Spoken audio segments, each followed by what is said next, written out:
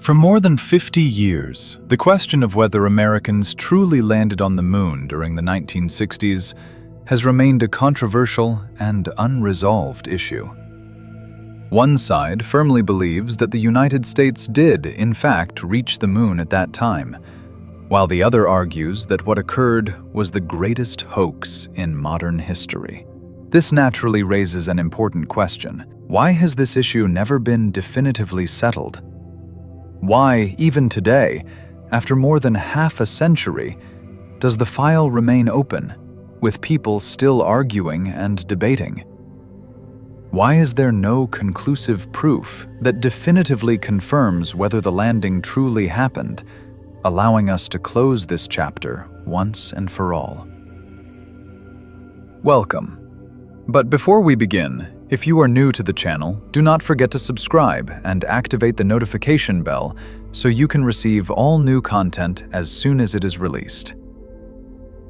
The famous scene of American astronaut Neil Armstrong stepping onto the surface of the moon and declaring, "That's one small step for a man, one giant leap for mankind," was celebrated as a historic victory for the United States in the space race against the Soviet Union. However, as time passed and the excitement faded, people began asking questions. Gradually, these questions evolved into full-scale conspiracy theories. Skeptics wondered how the primitive technology of the 1960s could have transported astronauts to the moon and safely returned them to Earth. When they closely examined the photographs and video footage, they noticed details they considered illogical, such as the American flag appearing to wave despite the absence of air on the moon, the lack of visible stars in the sky, and lighting that seemed more consistent with studio spotlights than with sunlight. On the other hand, NASA and astronomers offered explanations, citing evidence such as the lunar rocks brought back to Earth and the equipment that still remains on the moon's surface. Yet, not everyone was convinced by either side. Today, I am not here to tell you from the outset whether humans truly landed on the moon or not. Instead, I will present the conspiracy theories point by point, along with the responses to them, striving to remain as neutral as possible. The goal is to understand whether humanity truly set foot on the moon, or whether this was the greatest deception of the 20th century. To understand the story from its beginning, we must go back to 1957, when the Soviet Union shocked the world by launching Sputnik 1, the first artificial satellite in history.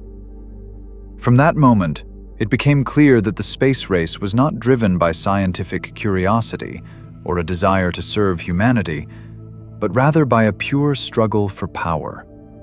Who could develop intercontinental ballistic missiles, and who would dominate the future? Initially, the Soviets held a clear advantage, from the dog Laika to Yuri Gagarin, while the United States found itself in an embarrassing position on the global stage.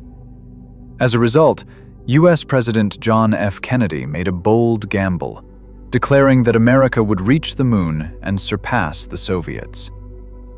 Under this immense pressure, enormous budgets were allocated to the Apollo program and its predecessors, amounts that would exceed $300 billion in today's terms. This raises a critical question. Did the United States exploit this momentum and set an economic trap for the Soviet Union? One theory suggests that if the moon landing had been staged in film studios, the United States would have achieved two goals simultaneously: winning the media war and forcing the Soviets to drain their real resources and billions of rubles in a futile space race, believing that America had already surpassed them. This is particularly compelling, given that the space race was later among the factors that contributed to the collapse of the Soviet Union, following massive expenditures in desperate attempts to catch up with an unexpectedly dominant United States. Therefore, the idea that the United States carried out a strategic deception cannot be entirely dismissed, especially in light of numerous cases and files that were later exposed as fabrications, despite being accepted as unquestionable truths for decades. This leads us to the central question. Was what we witnessed a genuine scientific achievement, or merely a carefully orchestrated strategic illusion? To reach a clear answer to this question, we need to divide the discussion into three main parts. Part 1. The arguments raised by skeptics that, to this day, have not received fully convincing answers. The first of these points concerns the original recording tapes.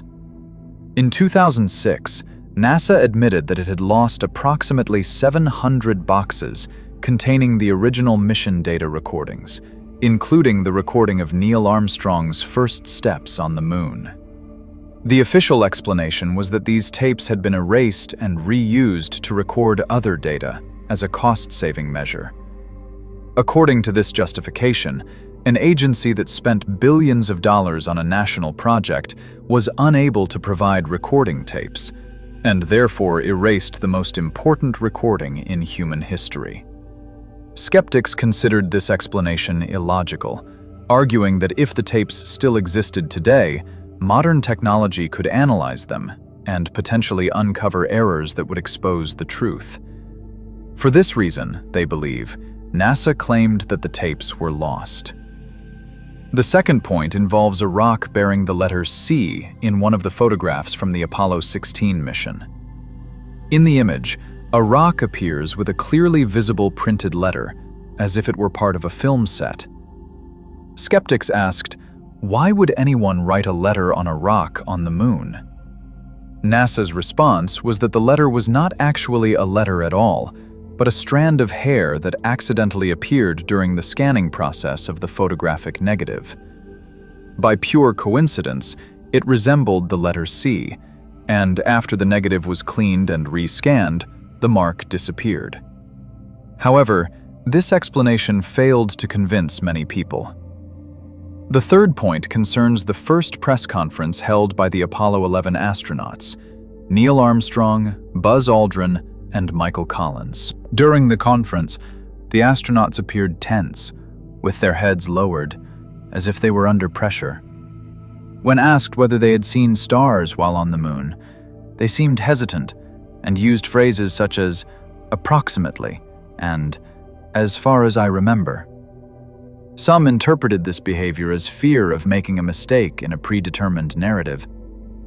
The fourth point is a major question that remains without a definitive answer. Why did NASA not return to the moon after the end of the Apollo program? If the relatively primitive technology of the 1960s succeeded, why has this not been repeated today in the age of artificial intelligence? And why has no other country besides the United States managed to do so? The most common answer is that the cost is extremely high, and that there is no practical need to justify spending such enormous sums on new lunar missions. Part 2. The questions raised by skeptics and NASA's responses to them. The most important of these questions concerns manual docking in space. The small capsule that launched from the moon's surface had to dock with the command module orbiting the moon at a speed of approximately 5,700 kilometers per hour. To illustrate the difficulty, skeptics likened this to trying to hit one bullet with another in complete darkness. How could such a precise rendezvous be calculated using 1969 technology, especially when the Apollo computer's capabilities were inferior to those of a simple calculator by today's standards? This question becomes even more compelling when they becoming that was most important the data of the moon and search to the moon space. This question becomes even more compelling when they would like to do than the computer calculated in space in the moon of the moon search said down to the friends of moon today. This is much particular among the writing that was released accused in the building that reaches whenever the still. This question becomes even more compelling when they becoming the moon search 10th against with 1969 technology. The great is in the end of the moon. Eventually they would not quickly build in the moon from 1969. Why has no other questions becomes even more compelling when we consider that, Despite enormous technological advances, we witnessed last year 2 astronauts, Butch Wilmore and Suni Williams, remaining stranded aboard the International Space Station for more than 280 days due to a helium leak.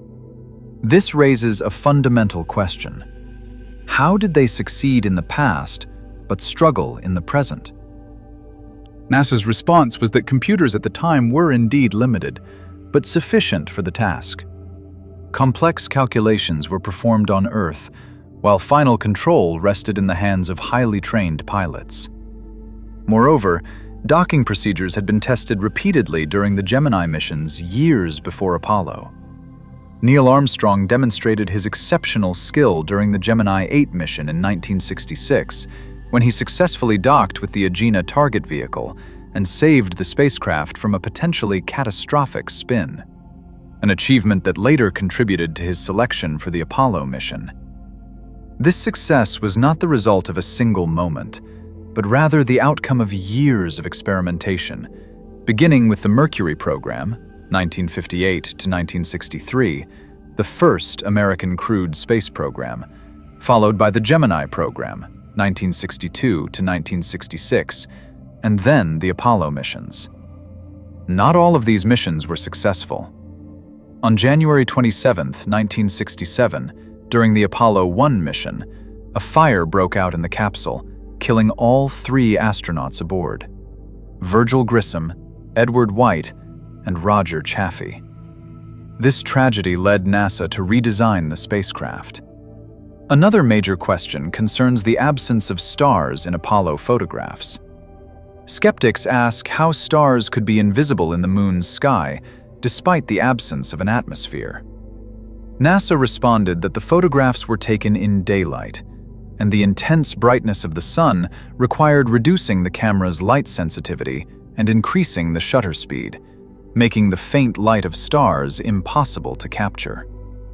In space, the sky appears black due to the lack of an atmosphere, but stars are not visible during the day because of the sun's overwhelming brightness. The American flag, which appeared to move, was cited as further evidence of deception. NASA explained that the flag was designed with an L-shaped horizontal support to keep it extended. The apparent movement resulted from inertia when the pole was planted and adjusted, and because there is no air resistance on the moon, the vibrations did not stop immediately. Indeed, the footage shows the flag oscillating briefly before coming to rest. The issue of non-parallel shadows in the photographs was also raised, with skeptics claiming this indicated multiple light sources. Specialists, however, explained that this effect was caused by photographic perspective, similar to how railway tracks appear to converge at the horizon despite being perfectly parallel. This phenomenon is known as perspective. Scientists further added that the presence of multiple light sources would have produced noticeable variations in brightness due to the inverse square law of light. Yet the lunar surface appears evenly illuminated in the photographs, something that could only be produced by a single, extremely powerful light source: the sun. In 2014, NVIDIA conducted a highly detailed physical simulation of lunar lighting, and the results closely matched NASA's images. We now move on to the 5th point: the Van Allen radiation belts. The Earth is surrounded by dangerous belts of radiation and charged particles, known as the Van Allen belts. Naturally, any attempt to leave Earth and travel to the Moon must pass through these belts. This raises an important question. How could a capsule made of aluminum, along with relatively primitive spacesuits using 1960s technology, protect humans from such lethal radiation? Skeptics argue that the astronauts should have developed cancer, or even died. So how did they return safely and in good health? NASA's response was that the astronauts passed through the Van Allen belts very quickly, which meant that the radiation dose they received was low and carefully calculated. In addition, the flight path was precisely planned to pass through weaker regions of the belts and avoid the most intense radiation zones. NASA compared the radiation dose received by the astronauts to that of a person undergoing an X-ray scan for a bone fracture. The ironic twist here is that NASA and its associated researchers, including Van Allen himself, were the very ones who discovered these belts in the first place through the Explorer 1 and Explorer 3 satellites, and were also responsible for mapping them. This brings the question back once again.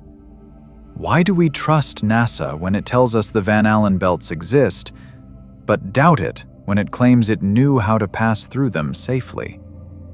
A sixth question that NASA failed to convincingly answer for many people is the following.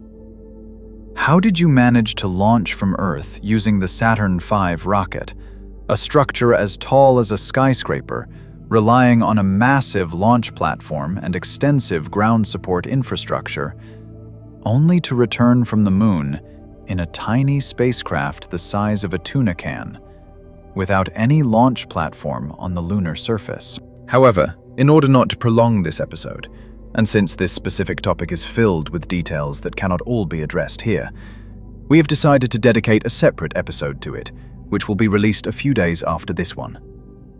Finally, we arrive at the third part, the strong evidence presented by NASA, which is difficult to deny. Amid all this skepticism, NASA did present a number of pieces of evidence that supported its official narrative and confirmed that it did indeed land on the Moon. Unfortunately, skeptics often ignore these pieces of evidence, which ultimately weakens their position. The first and strongest piece of evidence in NASA's favor is the testimony of the Soviets themselves. We are talking about the height of the Cold War. The Soviet Union was monitoring every signal transmitted by the Apollo missions using its radar systems. Had they detected that the signals were originating from a studio on Earth rather than from the Moon, they would have exposed the United States in a massive scandal. Their silence, and even their acknowledgement of the landing, stands as one of the strongest confirmations of its authenticity. In addition to this, there is the logical implausibility of the conspiracy itself. Approximately 480,000 people were involved in the Apollo program, including engineers, technicians, and workers. How could the silence and loyalty of such a vast number of people be guaranteed for 50 years? The idea that not a single one of them had a change of conscience or chose to sell the secret for money appears statistically naive. The second piece of evidence is the physical proof, the spoils of the mission. 382 kilograms of lunar rocks. NASA did not simply store these rocks and ask the world to believe its claims. Instead, the samples were distributed to laboratories and universities in more than 135 countries around the world, from east to west. Even Egypt received samples, which are still on display today at the Egyptian Geological Museum. Scientists from the Soviet Union also analyzed lunar samples, and the results confirmed that their chemical and geological composition is entirely different from any rocks found on Earth. The Soviet Academy of Sciences examined the samples and verified their authenticity. Had the Soviets harbored even the slightest doubt that these American samples were fabricated, they would have exposed the deception before the entire world.